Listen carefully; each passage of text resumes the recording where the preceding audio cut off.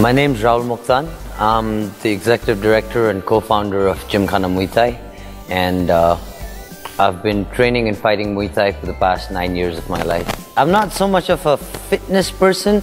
I'm more of a fighter slash trainer coach, but of course there's a huge part of me that is into fitness as well. So into fighting, I've been into fighting for about 9 years, and I've been into fitness for about 4 years now, but predominantly I'm more of a fighter.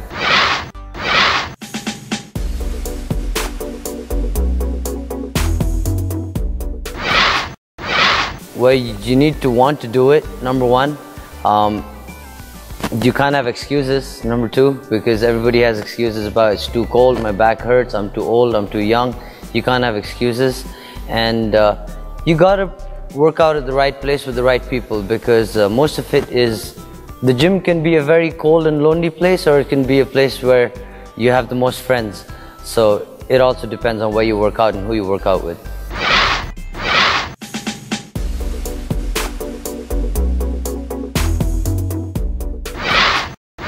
The difference between Gymkhana and other gyms is, I think we're Gymkhana Muay Thai, so we teach Muay Thai, real authentic Muay Thai. Most gyms really don't have a boxing ring inside it. We're a combat-oriented gym. We also teach functional fitness, which is new in Nepal. We don't just do isolated movements that you would do in a bodybuilding gym where you do only one part of your body or two parts of your body per day. Of course, we do that as well, but we do functional fitness, which more or less incorporates your entire body, your core. We're using a lot of body weights. We're using a lot of calisthenics, circuit training, boot camps. That's what's different. And I think in terms of the equipment and machinery that we have, we've got the best and latest machines of 2017.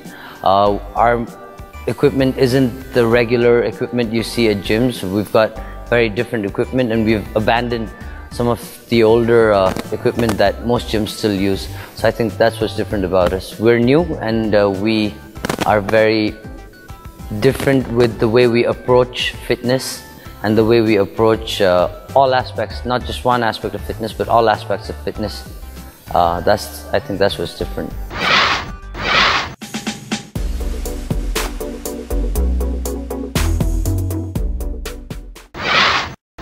My expertise is definitely Muay Thai.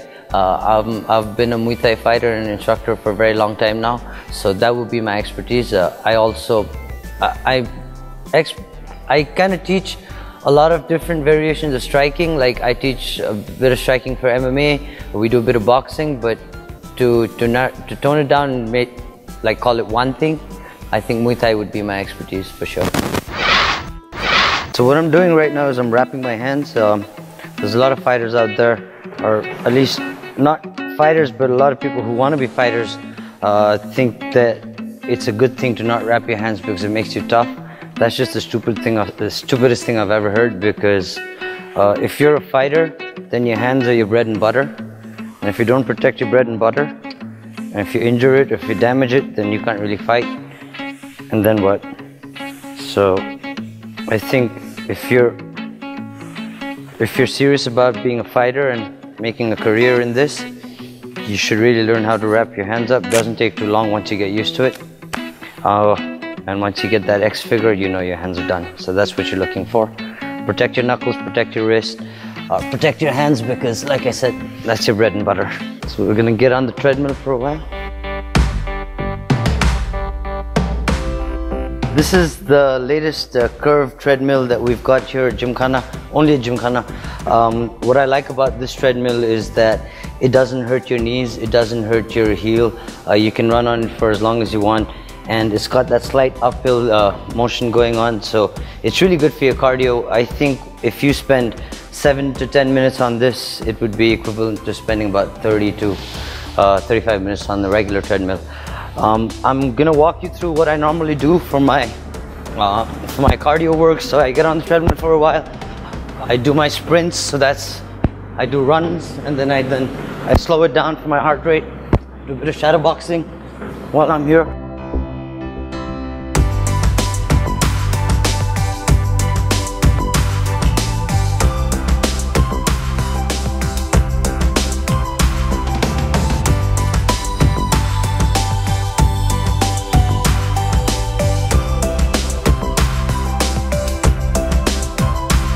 gets monotonous, it gets boring, you can always switch it up.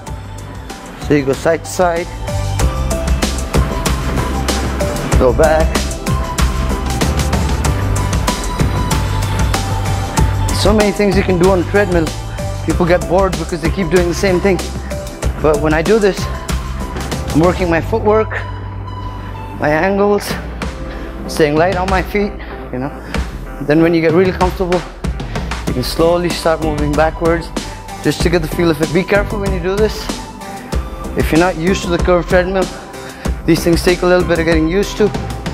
And then you can go backwards, train nice and easy, work on your footwork. So normally I do this for about, I don't know, 30 minutes and then get off it, but I don't think we're gonna do that long today. Next up, every fighter needs to know how to skip.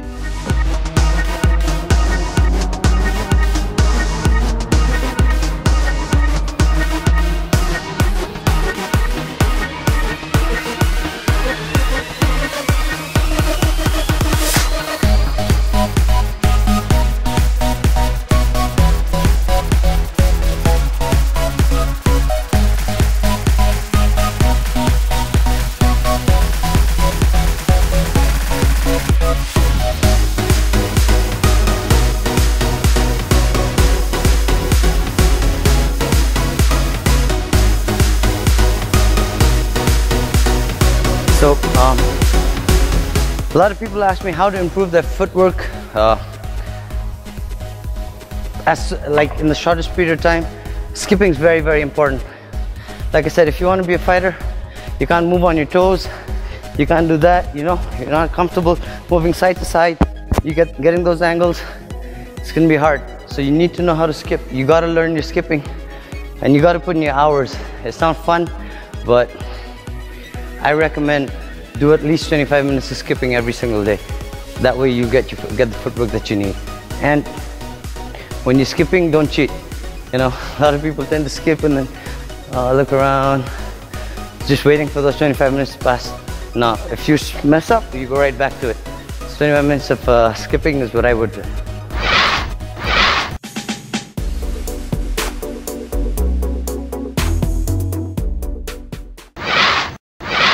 In Muay Thai, we have 8 weapons, so that's 2 fists, 2 elbows, 2 knees, and 2 shins. So we're allowed to attack with all of those. We use the clinch, which is when you get somebody in a hole like that and then you start throwing knees and elbows or sweeps. In kickboxing, you don't throw elbows. In kickboxing, we don't really have 8 weapons like we do in Muay Thai. The clinch is very, very limited in kickboxing, and for American kickboxing rules, they wouldn't have low kicks as well, which is why when an American kickboxing champion fought a Thai champion many years ago is when I think the world discovered how brutal and how lethal Muay Thai could be, because the beauty of low kicks that we use in Muay Thai has not been used as well in any other form of striking or martial arts. And I think that's what's different. Muay Thai is the national sport of Thailand, obviously. It comes out of Thailand. It translates to Thai boxer or Thai boxing. Muay Thai literally means Thai boxing.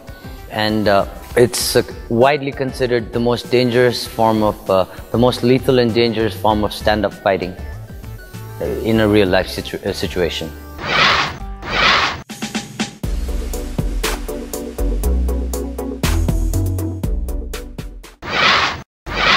In a nutshell, well, it originally started for the King's Guards in Thailand. They used to practice Muay Thai as a way of, I don't know, defending their kingdom, defending their king, going to war.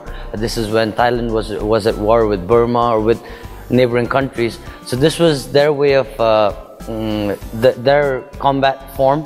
And it is said, legend says that once when a Thai prisoner of war was captured and he was put to test in Burma, where the Burmese king wanted to see if his boxers were better than the Thai boxers. It is said that the Thai boxer defeated 10 men in the same night, and the king then granted him his freedom. So that's kind of where the origin of Muay Thai comes from.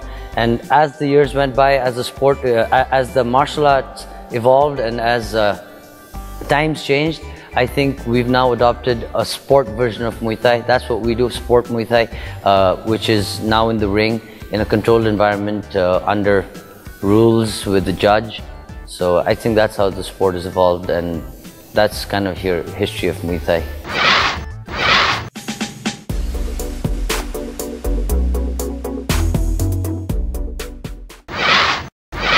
In terms of fighting, I'm a two-time national level gold medalist in India in Muay Thai. I'm also a WPK international champion at 65 kilos. World Pan Amateur Kickboxing Association, that would be.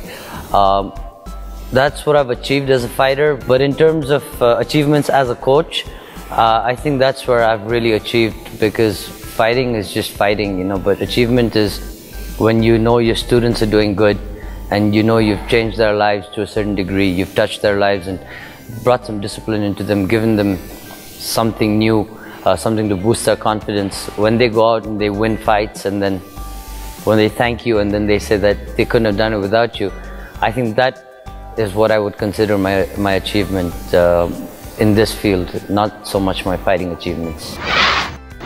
I normally like to do my shadow boxing.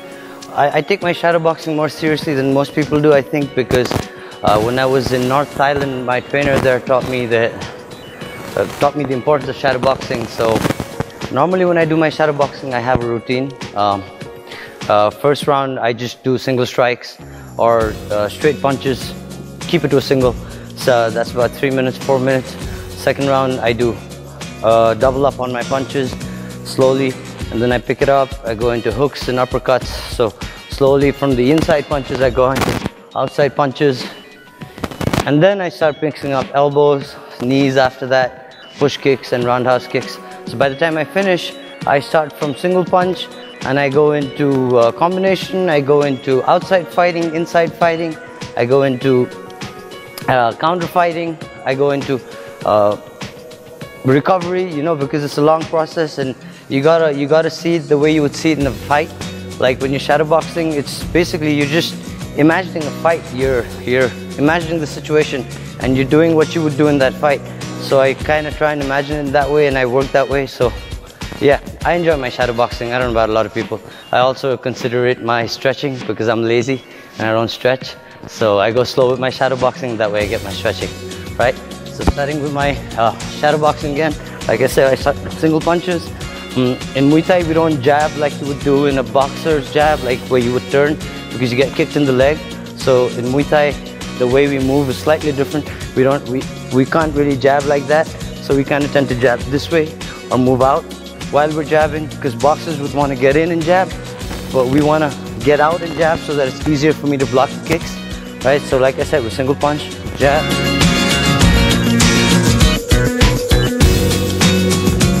Then I go into slightly advanced combinations just with the inside punches.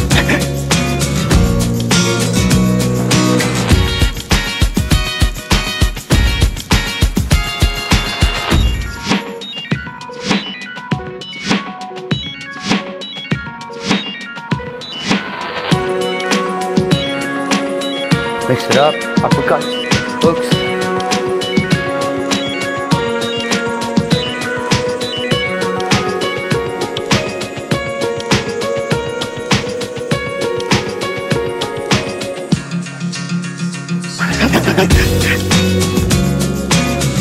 Pick it up, elbows in.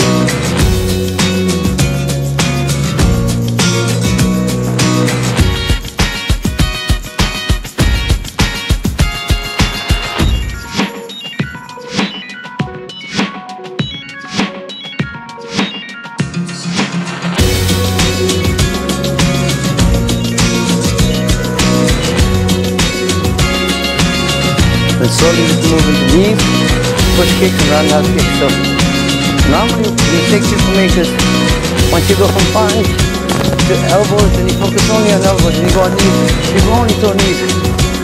The secret is to mix it up. The gym kind of secret.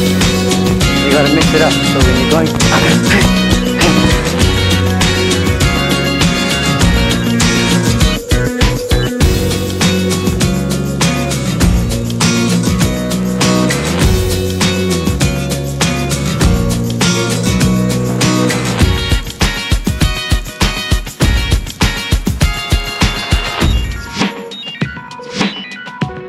Move, push kick.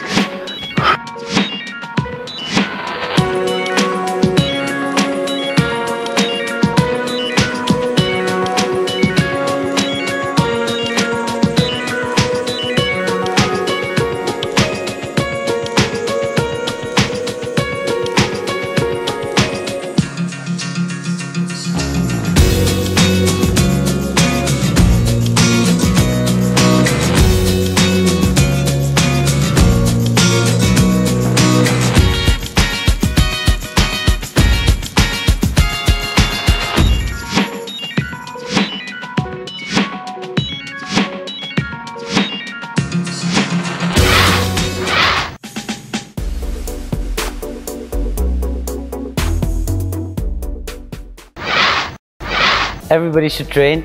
Everybody should know how to defend themselves, whether it's men, women, it doesn't matter. Regardless of age, caste, creed, sex, all of that, it doesn't matter. Everybody should train. Everybody should be in fitness, in actual fitness. And yes, Muay Thai is the most lethal form of striking, but there's this misconception that it's not for everybody. I mean, you don't need to be a fighter, but you can train Muay Thai, and it's for everybody, regardless of anything. It is for everybody.